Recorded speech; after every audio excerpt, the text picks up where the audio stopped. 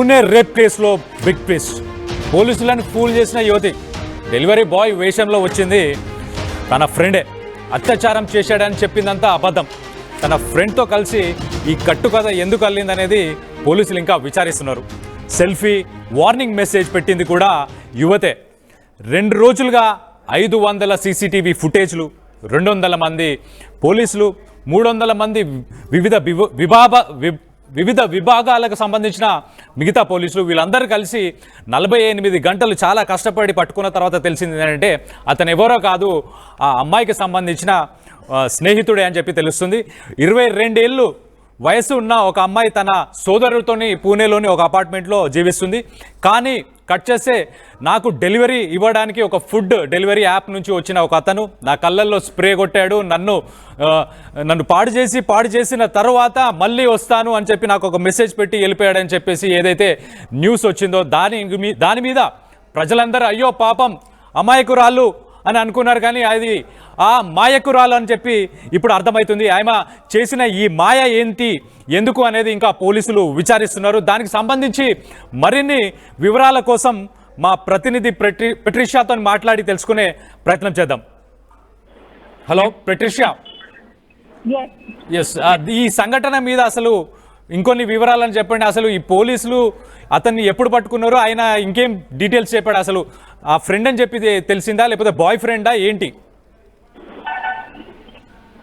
Pune rape లో big twist. ఒక వైపు ఫోన్ చేసిన వ్యక్తి నన్ను లైంగికంగా వేశాడు, నా మీద అత్యాచారం చేశారంటూ కూడా 22 ఏళ్ల మహిళ కంప్లైంట్ చేయడం జరిగింది. ఒకవైపు తనకు కూడా కట్టుకగా పోలీసులని ఫూల్ చేసిన మహిళ తను మెంటలీ స్టేబుల్ గా లేకు అని పోలీసులు చెప్పుకుంటూ వచ్చారు. ఏదైతే ఒక డెలివరీ బాయ్ ఫుడ్ సమయంలో కూడా అతను నా మీద లైంగికంగా వేసి తను దాడి చేశాడంటూ కూడా ఆ మహిళ ఒక సెల్ఫీ వీడియో రిలీజ్ చేసి ఏదైతే అతను ఒక నోట్ పెట్టాడు, ఆ నోట్ లో నేను మళ్ళీ వస్తా, నీకోసమే వస్తా అంటూ కూడా నోట్ ని పెట్టాడు. నాకు చాలా భయంగా ఉంది, నన్ను పోలీసులు ఆదుకోవాలి, నాకు అన్యాయం జరిగిపోయిందంటూ కూడా ఆ అమ్మాయి యూసెస్ చేసిన సిచ్యువేషన్ పూణే జనాలు అందరూ కూడా చూశారు. కానీ ఎప్పుడైతే పోలీసులు కంప్లైంట్ రిజిస్టర్ చేసుకున్నారో దాదాపు 500 సీసీటీవీ ఫుటేజ్ ఆ చుట్టుపక్కల పరిసర ప్రాంతం అంతా కూడా పోలీసులు గాలిస్తారు. ఇంటింటికి వెళ్ళిన సీసీ కెమెరాస్ లోకల్లో ఉన్న పోలీస్ స్టేషన్ పరిధిలో ఎక్కడైతే ట్రాఫిక్ ఉన్న ఏరియాస్ దాదాపు 500 సీసీ కెమెరాస్ అంతా కూడా గాలింపు చర్యలు కొనసాగించారు.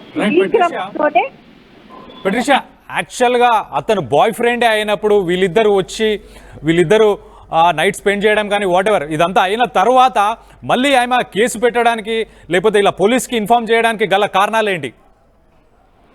కేవలం తను ఇన్స్టేబుల్ ఉంది, తన మానసిక పరిస్థితి బాగాలేదంటూ కూడా పోలీసులు చెప్పుకుంటున్నారు. దాదాపు పోలీసులను కూడా 30 టిప్పలు పెట్టింది.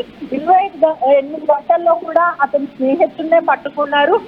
200 పోలీసులు వరకు గాలింపు చర్యలు కొనసాగించారు. కేవలము తను వాళ్ళ బాయ్ ఫ్రెండ్ కి తప్పించుకోవడానికి మాత్రమే ఇదంతా చేస్తున్నట్టు కూడా ఒక వర్గం వినిపిస్తుంది. పోలీసులు మాత్రం తన మెంటల్ కండిషన్ పైన ప్రస్తుతం తనని అదుపులోకి తీసుకొని విచారిస్తున్నామంటూ కూడా వాళ్ళ వైపు నుంచి వినిపిస్తున్న వాయిస్.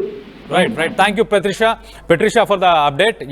మనం చూస్తే ఈ మధ్య అమాయకురాలు అని మనం అనుకోవడానికి లేదు, అంతా మాయాలు చేసే వాళ్ళు కూడా కొంతమంది ఉన్నారు. ఇలా వాళ్ళు ఏ కారణాల వల్ల అయినా కానీ ఇలా పోలీసులని అప్రోచ్ అవ్వడంలో తప్పు లేదు, వాళ్ళకి విభేదాలు ఉంటే వాటి గురించి మాట్లాడడానికి తప్పు లేదు. కానీ ఇంత పోలీస్ వ్యవస్థని అంటే దాదాపు కొన్ని 100 మంది పోలీసులు దీని మీద ఇన్వాల్వ్ గడిచిన 48 గంటలు దాని మీద చాలా కష్టపడి పనిచేసి ఇదంతా చేసిన తర్వాత ఇదంతా వృధానే అని అర్థమైంది. ఆమె తన స్నేహితుడినే ఇంటికి పిలిచిన తర్వాత వాళ్ళు ఏకాంతంగా గడిపిన తర్వాత వాళ్ళకి ఏం విభేదాలు జరిగాయి ఏంటి అనేది ఇంకా వివరాల్లోకి మనం వెళ్ళాల్సిన అవసరం ఉంది. పోలీసులు ఇంకా దాని మీద డీటెయిల్స్ మనకి ఇంకా ఇవ్వలేదు, దాని ఇన్వెస్టిగేషన్ జరుగుతుంది. ఒక పక్కన మనం చూసుకుంటే పాపం ఒక అమ్మాయికి ఇంత అన్యాయం జరిగిందని చెప్పి మనం అందరం అనుకునే లోపలనే ఇలాంటివన్నీ జరుగుతున్నాయి. ఇవాళ రేపు యువత కానీ ఎవరైనా పెళ్ళిళ్ళు చేసుకోవడానికి భయపడుతున్నారు ఇలాంటి న్యూస్లు విన్న తర్వాత. ఎస్పెషల్లీ అంటే ఆడవాళ్ళు కానీ మగవాళ్ళు కానీ ఎవరైతే యువత ఉన్నారో యువత అంతా అసలు ఇలాంటి ఇష్యూస్ చూసిన తర్వాత మేము రిలేషన్షిప్లోకి వెళ్ళాలనుకోవట్లేదు, మేము పెళ్లి చేసుకోవాలనుకోవట్లేదు అని చెప్పి కూడా చెప్పడం మనం గమనించవచ్చు. సో ఈ పూణేకి సంబంధించిన ఈ అమ్మాయికి సంబంధించిన ఏదైతే రేప్ కేసు ఉందో ఆ విషయంలో ప్రభుత్వానికి సంబంధించిన ఎంతోమంది ఎంప్లాయీస్ మన వ్యవస్థకు సంబంధించి ఎంతో డబ్బు ఖర్చు చేసి ఇంతమంది కష్టపడిన తర్వాత అంతా వృధా అయిందని చెప్పి మనకు అర్థమవుతుంది. సో ఏదైనా విషయాన్ని ముందే మనం గమనించి దాని తర్వాత దానికి సంబంధించిన డీటెయిల్స్ తీసుకున్న తర్వాతనే మనం ఇవాళ రేపు ఏ విషయాన్నైనా మనం జడ్జ్ చేయాలి. అంతేగాని ఊరికే వాళ్ళు చెప్పిన వర్జన్ని వినేసి ముందుకెళ్ళడం వల్ల ఎంత నష్టం ప్రభుత్వానికి, ప్రజలకి కావచ్చు, మనస్తాపం అంటే వాళ్ళ మిత్రులు కావచ్చు, బంధువులు కావచ్చు, వీళ్ళందరూ కూడా మెంటలీ ఎంతో ఎంతో మనస్తాపం కూడా చెంది ఉండే అవకాశం కూడా ఉందని చెప్పి మనకు అర్థమవుతుంది. సో డెలివరీ బాయ్స్ని కూడా ఒక పక్కన మనం తప్పుపడడం గమనించవచ్చు. అంటే డెలివరీ బాయ్స్ టైంకి డెలివరీ చేయట్లేదు, ఫుడ్ టైంకి ఇవ్వట్లేదు, లేకపోతే దురుసుగా మాట్లాడుతున్నారు. వైజాగ్లో ఇన్సిడెంట్ మనం చూస్తే కనుక దురుసుగా మాట్లాడారని చెప్పి కూడా ఉంది. సో స్విగ్గీ కావచ్చు, జొమాటో కావచ్చు, వాళ్ళ ముసుగులో అంటే ఇట్లా మేక ముసుగులో పులి వచ్చినట్టు పాపం వాళ్ళ ముసుగులో వాళ్ళ ఫీల్డ్ని కూడా అందరూ తప్పుపట్టారు. సో మనం గమనిస్తే ఏంటంటే ఫైనల్గా చెప్పాలనుకున్నది ఒకటే, వీళ్ళకి మనస్పర్ధలు ఉంటే వీళ్ళు మాట్లాడి తేల్చుకుంటే అయిపోయేదానికి ప్రభుత్వాన్ని, వ్యవస్థని, వీటన్నిటిని కూడా దీంట్లో ఇన్వాల్వ్ చేయడం, దానివల్ల ఇంతమంది టైం వృధా చేయడం కూడా తప్పని మనకు తెలుస్తుంది.